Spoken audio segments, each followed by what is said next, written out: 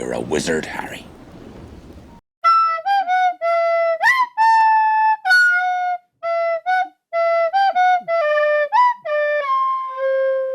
We are back with another development diary, and straight off the bat, I want to address some comments about the previous video that encouraged me to consider using magnets for the modular gun mounts.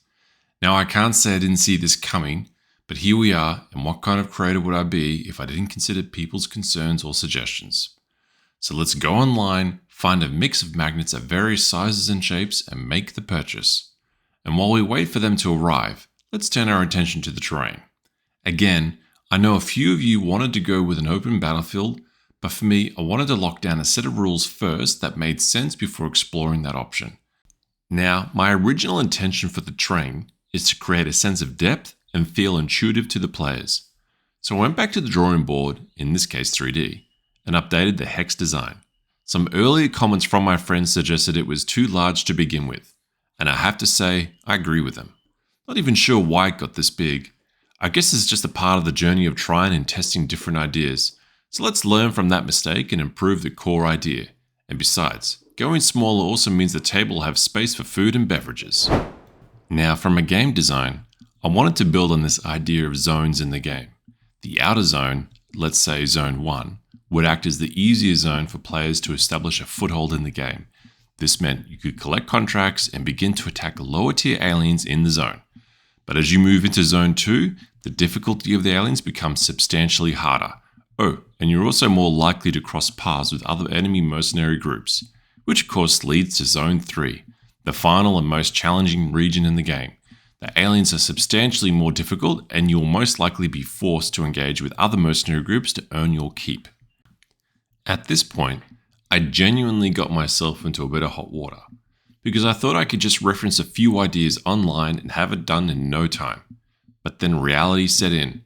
I couldn't find images that ticked all the boxes. Instead, I started questioning myself. Was this even a good idea? I spent days looking at references and thinking of ideas, and everything seemed to get more complicated. So I did the one thing that made sense. I walked away from it all.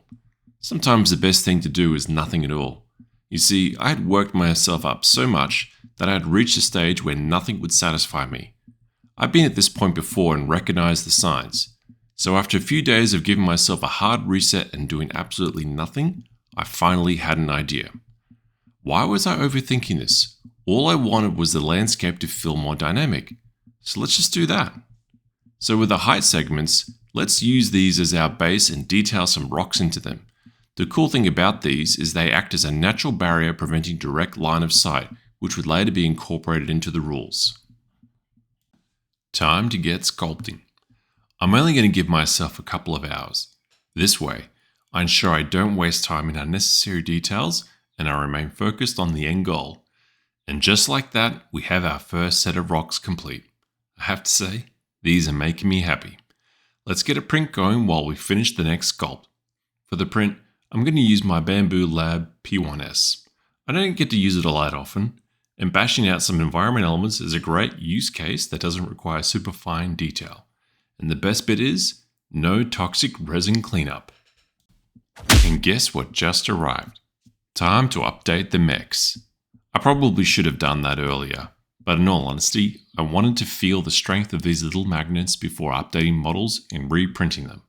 And I have to say, I'm shocked at how powerful they are.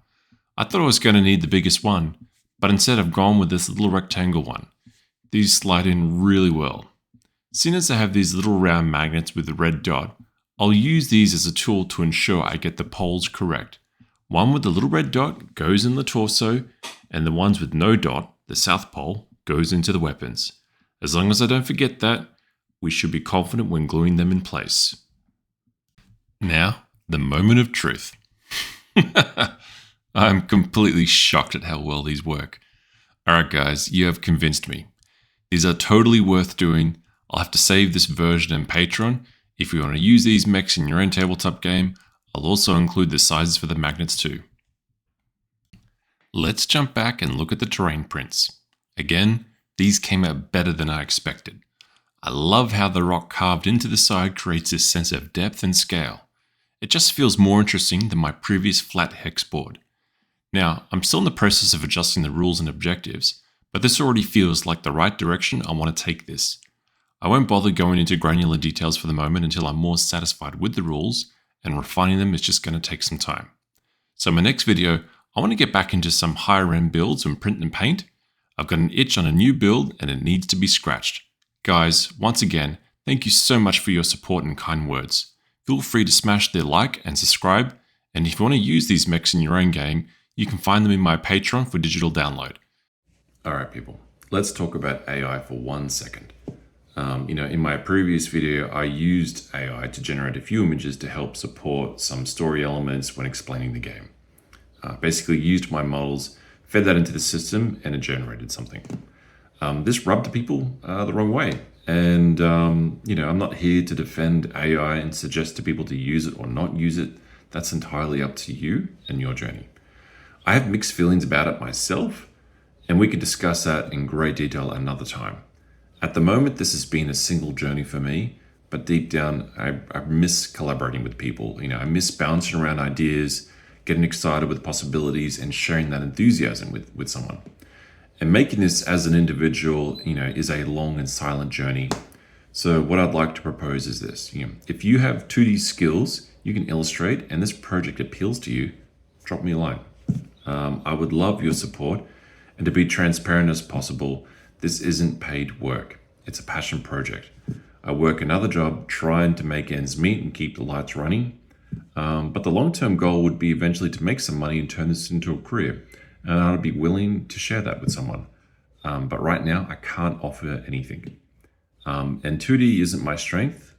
I would love your help. So reach out to me if you're interested or have someone in mind. I'll leave an email link in the description. All right, thanks guys.